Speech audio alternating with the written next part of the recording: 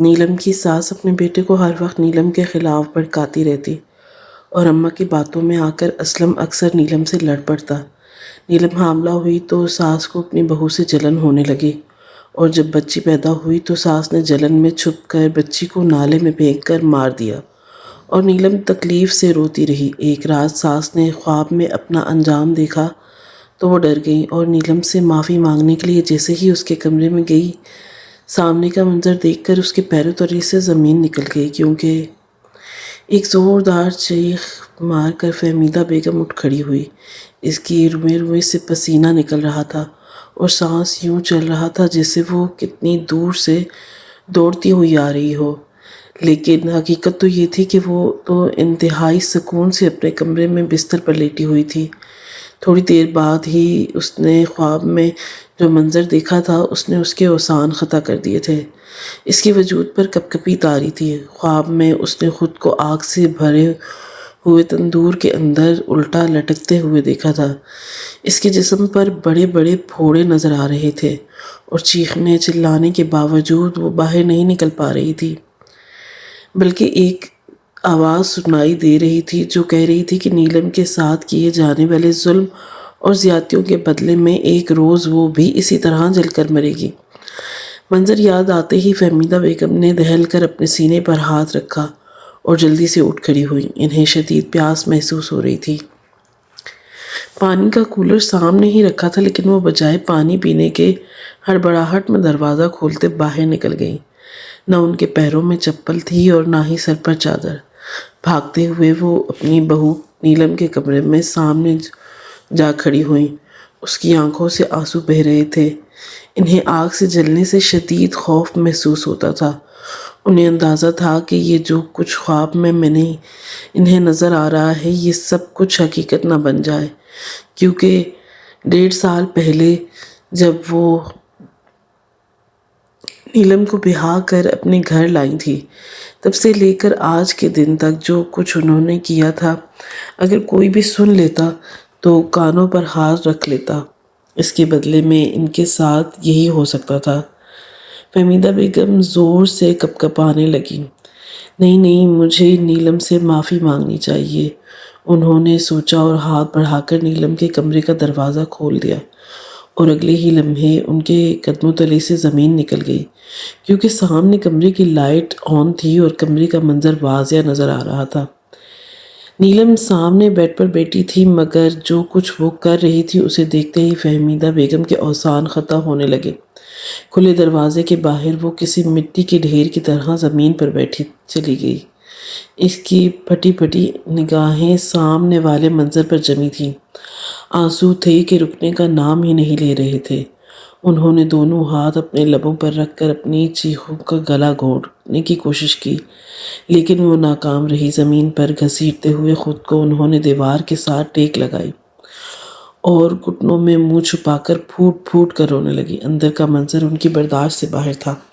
آج سے 1.5 سال پہلے جب اسلم کی اچھی سرکاری نوکری لگی تھی تو فہمیدہ بیگم کا سر خوشی کے مارے بلند ہو گیا۔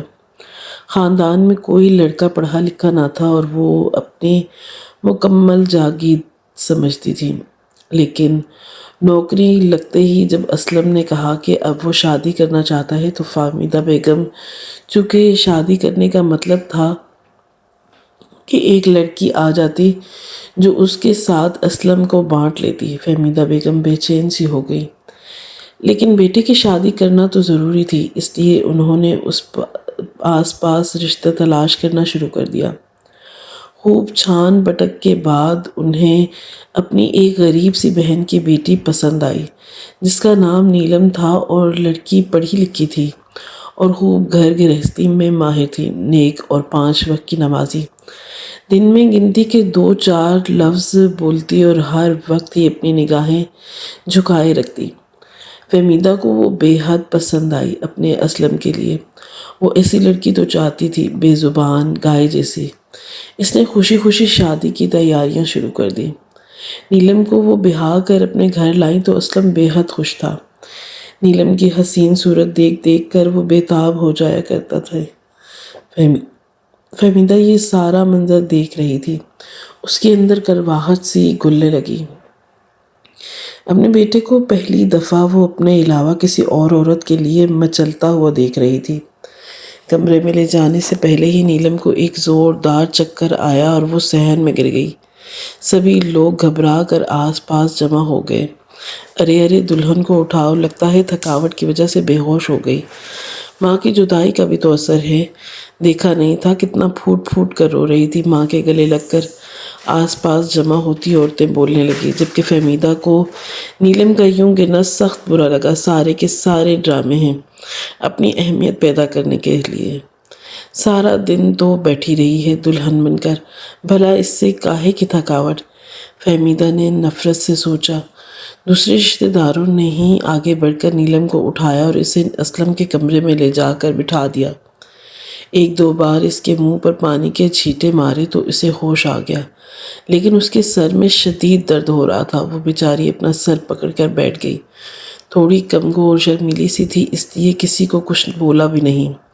عورتیں اس کے گرد جمگھٹا لگا کر کھڑی تھی۔ اسلم لپک کر باہر گیا اور جوس کا گلاس ہاتھ میں لے آیا۔ یہ لو نیلم، جلدی سے یہ جوس پی لو، تمہیں بہت کمزوری ہو رہی ہے۔ اسلم نے جوس کا گلاس نیلم کے آگے کیا تو فہمیدہ جو وہیں بیٹھی تھی اس کی آنکھیں پھٹی کی پھٹی رہ گئیں۔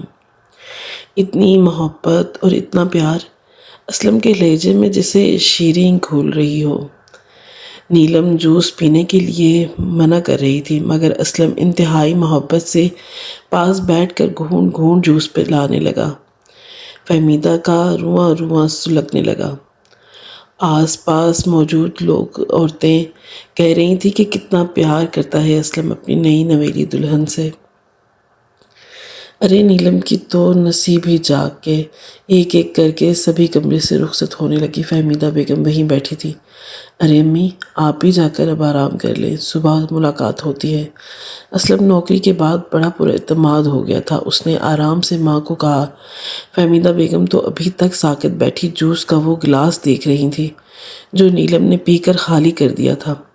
نہ چاہتے ہوئے وہ بھی اٹھ کھڑی ہوئیں۔ ماں کو تو نہیں پتہ پوچھا جوس کا، صبح سے کاموں میں تو میں لگی ہوئی تھی، فہمیدہ بیگم نے سوچا اور نفرت سے نیلم کو دیکھتے ہوئے کمرے سے باہر چلی گئی، جو اب بیڈ کے ساتھ ٹیک لگائے بیٹھی تھی۔ اسلم نے اٹھ کر کمرے کا دروازہ بند کر لیا۔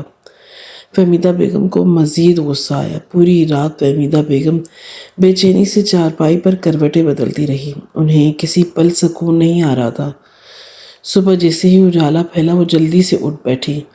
گھر میں آئے ہوئے مہمان ابھی تک سو رہے تھے اور وہ جلدی سے اٹھ کر اسلم کے کمرے تک آئی اور زور زور سے دروازہ بجانے لگی۔ اندر لیٹی نیلم نے چونک کر دروازہ بجانے کی آواز سنی۔ اسلم ابھی تک سو رہا تھا۔ وہ لپک کر دوپٹہ اڑھتی باہر آئی، اس کی آنکھوں میں ابھی تک نیند کی سرخی پھیلی ہوئی تھی۔ دروازہ کھولتے ہی وہ چونکہ باہر فہمیدہ بیگم کھڑی تھی۔ کیا ہوا امی، آپ اتنی صبح صبح؟ نیلم نے حیرت سے پوچھا تو فہمیدہ بیگم چمک کر بولی، اتنے دن چڑھے تک سوتی رہو گی تو بی بی لوگ سو سو باتیں بنائیں گے۔ شادی کی پہلی صبح ہے تمہاری، جلدی سے تیار ہو کر میرے کمرے میں آ کر بیٹھو، اور ہاں، آتے وقت میرے لیے ناشتہ بھی بناتی لانا، تمہارے گھر والے تو نہ جانے کب آئیں گے، مجھے بھوک لگی ہے، شریف لڑکیوں کے یہ تیور نہیں ہوتے جو تمہارے ہیں۔ فہمیدہ نے چڑھ کر اسے کہا۔ نیلم پہلے تو حیران ہوئی، لیکن جلدی سے سر ہلا کر واپس اندر مڑ گئی۔ آدھے گھنٹے بعد وہ کپڑے بدل کر تیار ہو کر فہمیدہ کے کمرے میں موجود تھی۔ ناشتہ بنا کر وہ لے آئی تھی۔ فہمیدہ نے ناشتہ اپنے سامنے رکھا۔ نیلم خاموشی سے سامنے بیٹھ گئی۔ ناشتہ کرتے ہوئے بھی فہمیدہ مسلسل چبھتی ہوئی نگاہوں سے نیلم کو دیکھتی رہی۔ یہ تیز سرخ لپسٹک اپنے لبوں سے ہٹا دو، مہمان کیا سوچیں گے، بہت ہی بے حیا لڑکی ہے، ذرا بھی شرم نہیں ہے، فہمیدہ نے حکم دیا۔ نیلم نے خاموشی سے دوپٹے کے کونے سے اپنے ہونٹوں کو رگڑ کر صاف کر دیا۔ فہمیدہ نے اس کے کھلے بالوں کو بھی چٹیا کی شکل دے کر بند کروا دیا اور بات بے بات نیلم کو جھڑکنے لگی۔ نیلم بیچاری آنسوؤں کو پیتی خاموشی سے بیٹھی رہی۔ اسلم اٹھا تو نیلم کو یوں سادہ سے حلیہ میں دیکھ کے حیران ہو گیا۔ کہیں سے بھی نہیں لگ رہا تھا کہ یہ ایک نئی دلہن ہے۔ اماں، اسے کہیں کہ اچھے کپڑے پہنے اور تھوڑا میک اپ تو کرے۔ فہمیدہ بولی، بھائی اس کے دل کو کوئی غم ہوگا جس کی وجہ سے وہ اس حلیے میں بیٹھی ہے۔ میں کیوں بولوں اسے؟ نیلم حیران رہ گئی۔ فہمیدہ نے جو اپنا رنگ ہی بدل لیا، جبکہ اسلم بھی چونک گیا تھا۔ غم کیسا؟ غم کیا ہے یہ؟ تمہاری پسند کی شادی نہیں تھی؟ اسلم کے دل میں فوراً سے ابال آ گیا۔ نیلم صفائیاں دینے کی کوشش کرتی رہی، لیکن اسے تو سمجھ نہیں آئی تھی کہ ہوا ہی کیا ہے۔ وہ خاموشی سے اٹھ کر باہر چلی گئی۔ فہمیدہ اسلم کے نزدیک ہو کر سرگوشیاں کرنے لگی۔ اکثر لڑکیاں شادی سے پہلے کسی اور کو پسند کرتی ہیں، لیکن والدین زبردستی سے شادی کر دیتے ہیں۔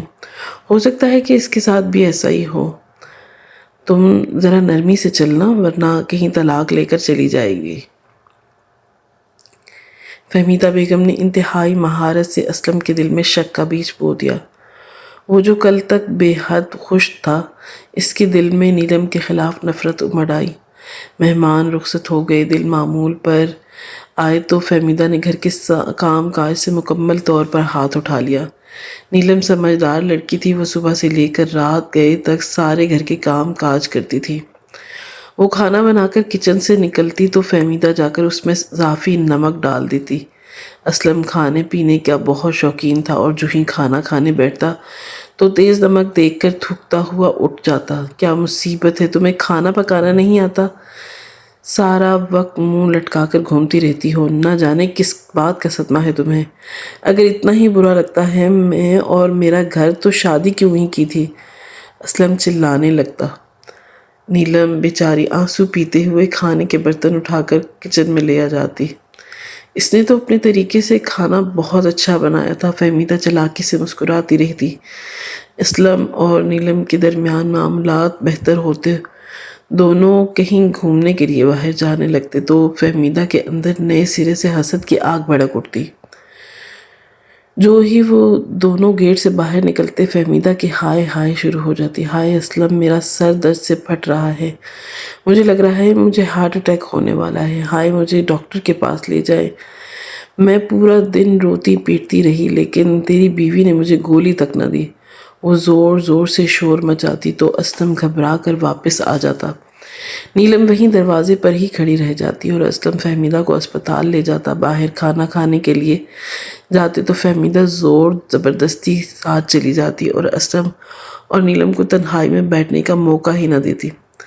رات اسلم سے کام سے واپس آتا تو فہمیدہ دیر تک اسے اپنے پاس بٹھائے اپنی ٹانگیں دبواتی رہتی، اور دن بھر ہونے والی باتوں میں جان بوجھ کر جھوٹ شامل کر کے اسے بتاتی رہتی۔ نیلم گھر سے باہر بہت جاتی ہے، ہر وقت دیوار پر چڑھی پڑوسیوں سے باتیں کرتی رہتی ہے۔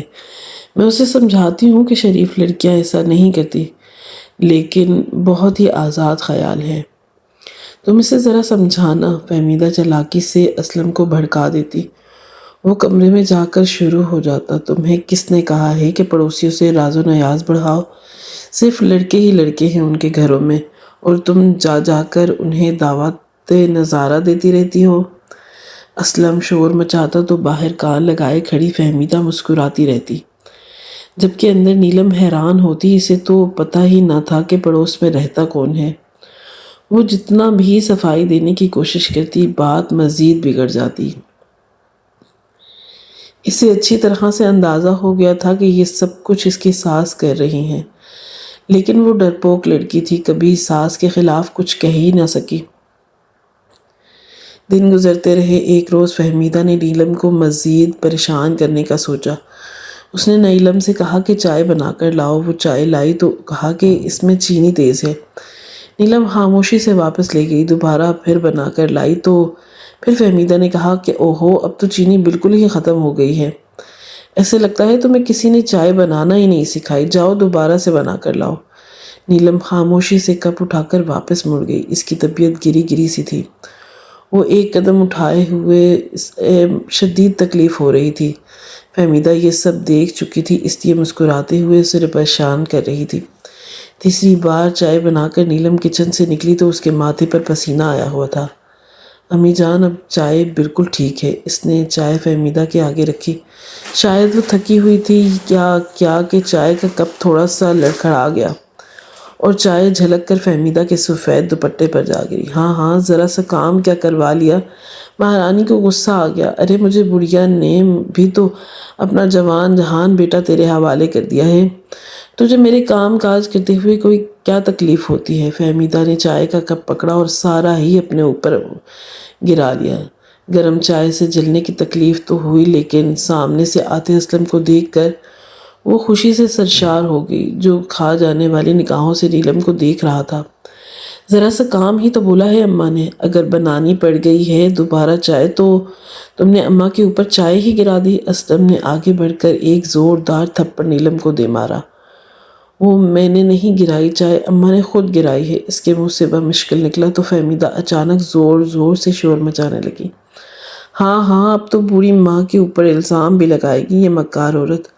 نہ شوہر کا خیال ہے اور نہ ساس کا، نہ جانے کس چیز کا بدلہ لے رہی ہے مجھ سے۔ فہمیدہ پھوٹ پھوٹ کر رو رہی تھی اور بار بار ہائے ہائے کر رہی تھی۔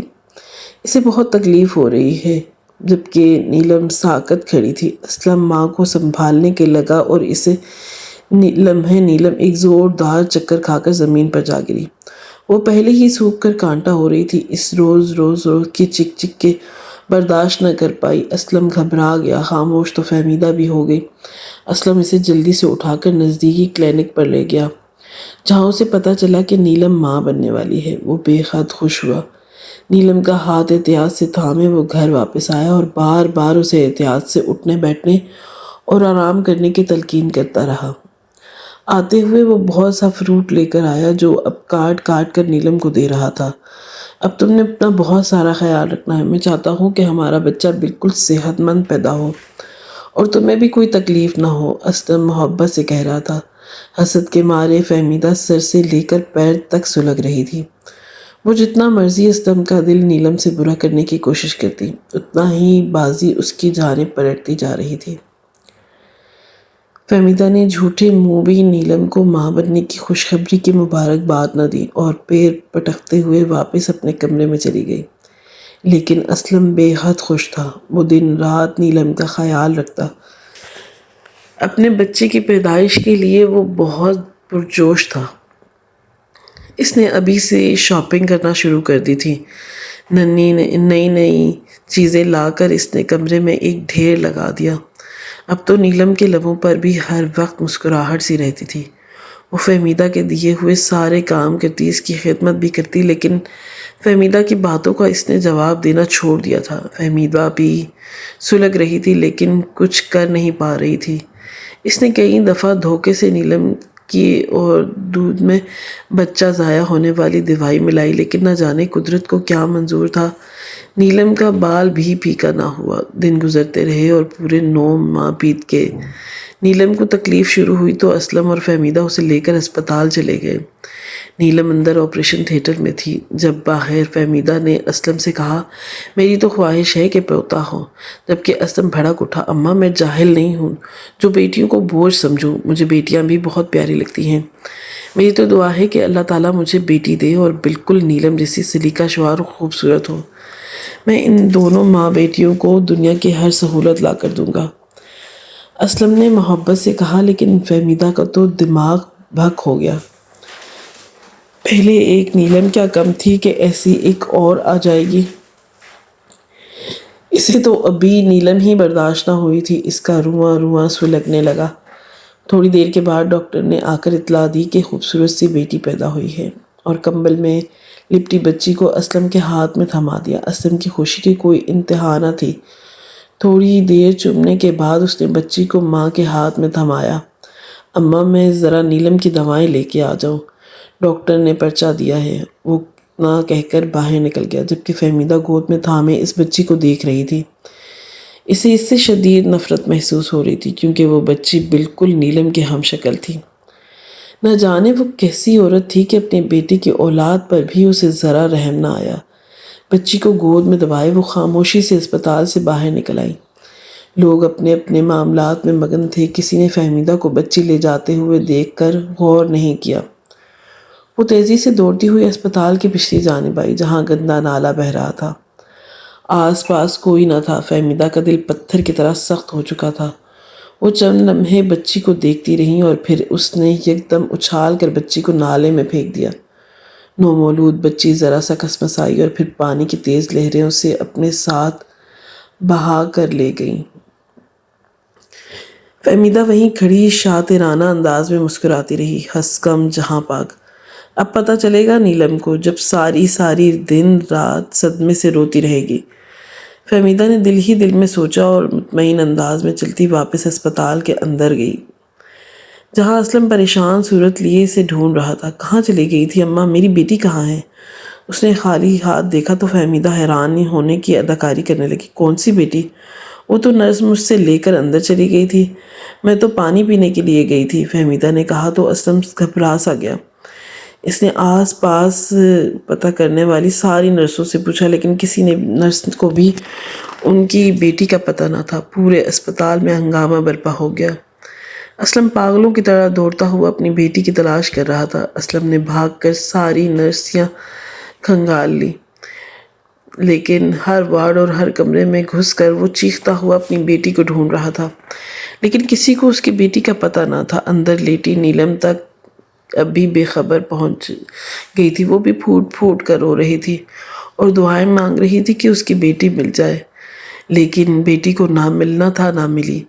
وہ ایک بہت بڑا ہسپتال تھا، کیمرے تو جگہ جگہ لگے تھے، لیکن کسی کیمرے میں فہمیدہ نہ آئی کیونکہ وہ خوش قسمتی سے چھوٹے چھوٹے راستوں سے گزرتے ہوئے اسپتال کے پچھلے حصے میں گئی تھی۔ اسلم نیلم پاگل ہو رہا تھا۔ ہسپتال کے انتظامیہ نے بچی کی گمشدگی کا واقعہ تو لکھ لیا، لیکن اب کیا ہو سکتا تھا؟ نیلم کی طبیعت رو رو کر شدید خراب ہو چکی تھی۔ خود اسلم بھی دیوار کے ساتھ بیٹھا پھوٹ پھوٹ کر رو رہا تھا اور اپنا سر دیوار کو مار رہا تھا۔ صرف ایک فہمیدہ ہی تھی جو مطمئن انداز میں کھڑی تھی۔ اس نے ایک پل کے لیے بھی ظاہر نہ ہونے دیا کہ یہ سب کچھ اس نے کیا ہے۔ 2 روز بعد نیلم کی طبیعت بہتر ہوئی تو اسے اسپتال سے چھٹی دے دی گئی، لیکن اسلم اور نیلم یوں گھر واپس آئے جیسے کوئی مردہ واپس آتا ہے۔ اسلم اب بھی جگہ جگہ پولیس اسٹیشن جا کر پتہ کرتا تھا، لیکن بچی کی گمشدگی کی رپورٹیں بھی لکھواتا پھر رہا تھا، لیکن بچی نہ تو کچھ شناخت تھی اور نہ ہی کوئی تصویر۔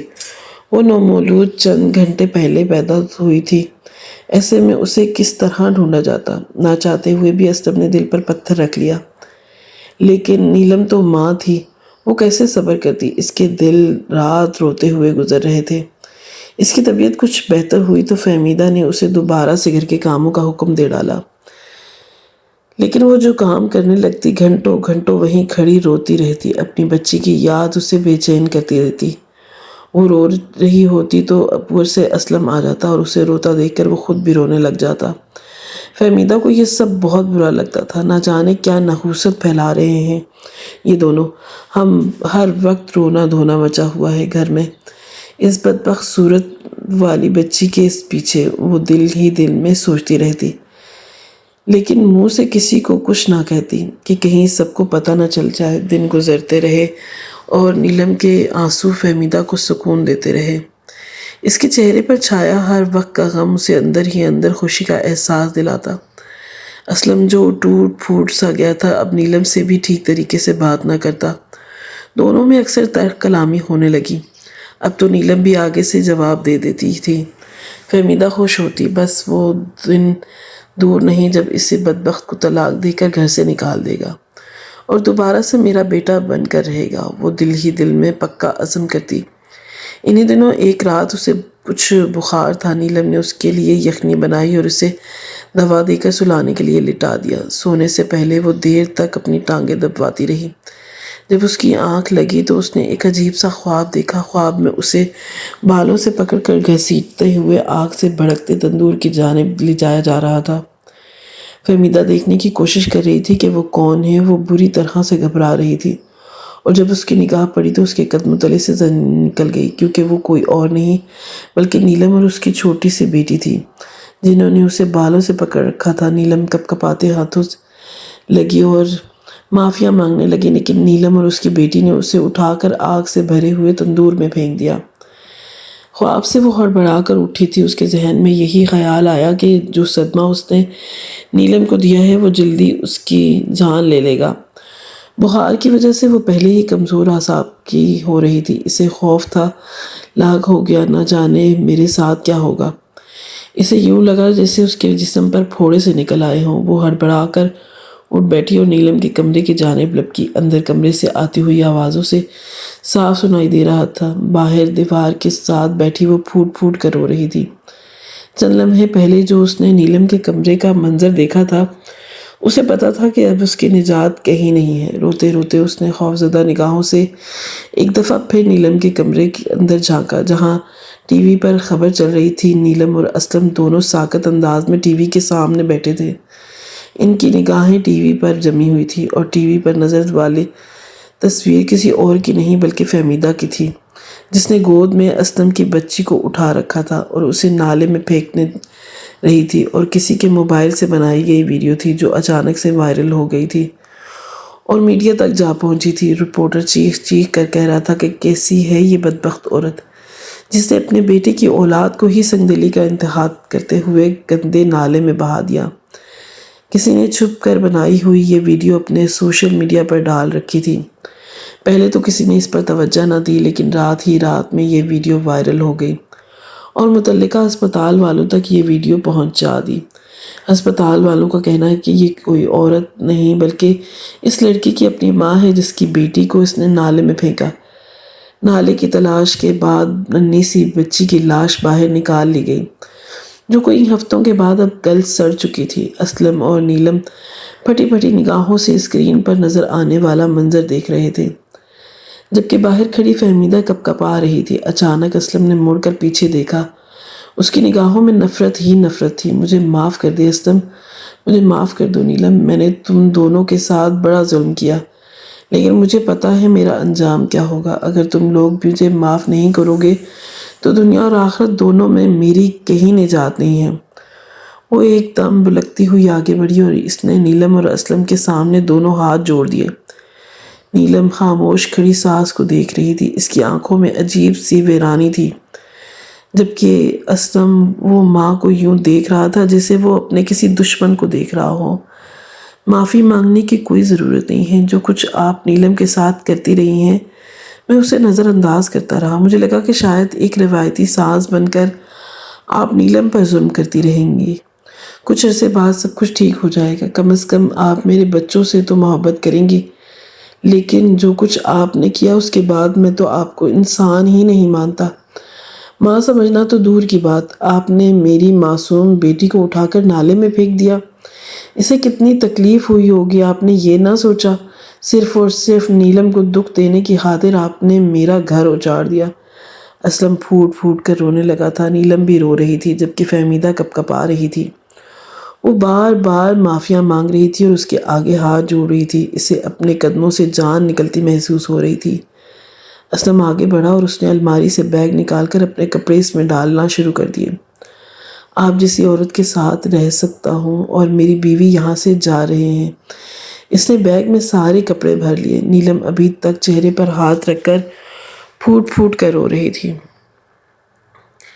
فہمیدہ نے لپک کر اسے دونوں بازوؤں سے پکڑ لیا۔ تو مجھے معاف کر دے نیلم، تو اور بچہ پیدا کر لینا نا، کون سا کمی ہے تجھے؟ کیا تو اس چھٹانگ بھر کی لڑکی میں اس کی خاطر مجھے چھوڑ کر جا رہے ہو؟ اس نے کہا تو نیلم نے ایک زوردار دھکا فہمیدہ بیگم کو دے دیا۔ مجھے ہاتھ مت لگائیے گا، آپ نے میری بیٹی کو قتل کیا ہے، قاتل ہیں آپ، نیلم نے نفرت سے کہا۔ اسلم نے بھی اس کا بھرپور ساتھ دیا۔ فہمیدہ کو پیچھے چھوڑ کر وہ لوگ کمرے سے باہر نکلتے چلے گئے۔ فہمیدہ اپنے گھر میں تنہا رہ گئی۔ لاکھ کوشش کے باوجود بھی اسلم واپس نہ گھر آیا۔ یہ تنہائی اسے ڈرانے لگی۔ وہ سونے کے لیے آنکھیں بند کرتی تو اسے لگتا چھوٹے چھوٹے دو ہاتھ اس کا گلا دبا رہے ہیں۔ وہ گھبرا کر اٹھ جاتی۔ کچن میں جاتی تو اسے لگتا کوئی باہر سے کچن کا دروازہ بند کر کے اندر اسے جلا کر مار ڈالے گا۔ وہ گھبرا کر باہر نکل آتی۔ دن بدن وہم اور پریشانی میں اس کی صحت گرنے لگی۔ کوئی نہ کھانا پکا کر دینے والا کوئی نہ تھا۔ کئی وقت وہ بھوکی ہی رہتی۔ سارا دن وہ اونچی اونچی آوازوں میں رو کر اسلم اور نیلم کو یاد کرتی، لیکن اب کچھ نہیں ہو سکتا تھا۔